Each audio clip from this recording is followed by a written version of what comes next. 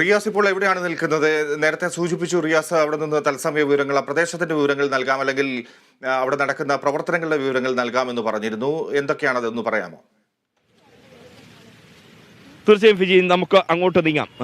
എൻ്റെ കൂടെ ജിഷ്ണു ഉണ്ട്, ഒപ്പം തന്നെ രാഹുൽ മക്കടിയുണ്ട്, നമ്മുടെ ക്യാമറ പേഴ്സൺസ് ഉണ്ട്.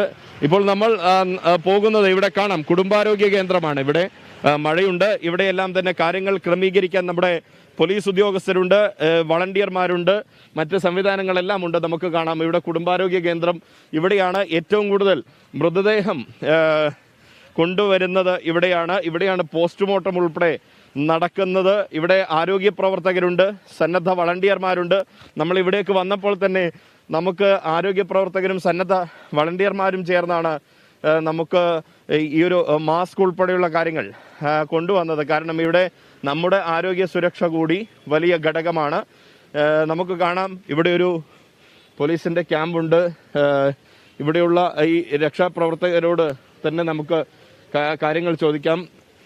വിവിധ ഐഡിയൽ റിലീഫ് വിങ് കേരള തുടങ്ങി SYSന്റെ സാന്ത്വനം, യൂത്ത് കോൺഗ്രസിൻ്റെ യൂത്ത് കെയർ, അങ്ങനെയുള്ള പ്രവർത്തകരൊക്കെ ഉണ്ട്.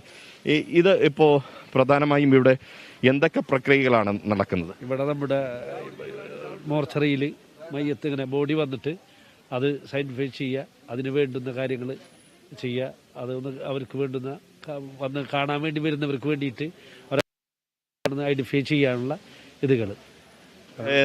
നിങ്ങൾ ഈ മൃതദേഹം പരിപാലിക്കുന്നവരാണ്? അതെ അതെ അതെ, സംരക്ഷണങ്ങൾ പരിപാലനം ചെയ്യുന്നവർ.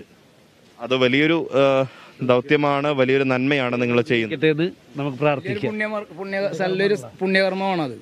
നമുക്ക് നാളേക്ക് നമുക്ക് സംഭവിക്കാവുന്ന ദുരന്തങ്ങളുള്ളതൊക്കെ ദൈവെല്ലാവരത്തോടും കാക്കട്ടെ നമ്മൾ പ്രാർത്ഥനയിൽ ഉൾപ്പെടുത്തുക. ഇവിടെ നിൽക്കുമ്പോൾ ഒരുപാട് മനുഷ്യരുടെ നിലവിളികൾ നിങ്ങൾ കേൾക്കുന്നുണ്ട്, അല്ലേ? അതെങ്ങനെയാണ്? ഒരുപാട് നിലവിളി, നമ്മളെ ഹൃദയത്തിൽ തട്ടുന്ന നിലവിളികളാണ് നമ്മൾ കേട്ടുകൊണ്ടിരിക്കുന്നത്.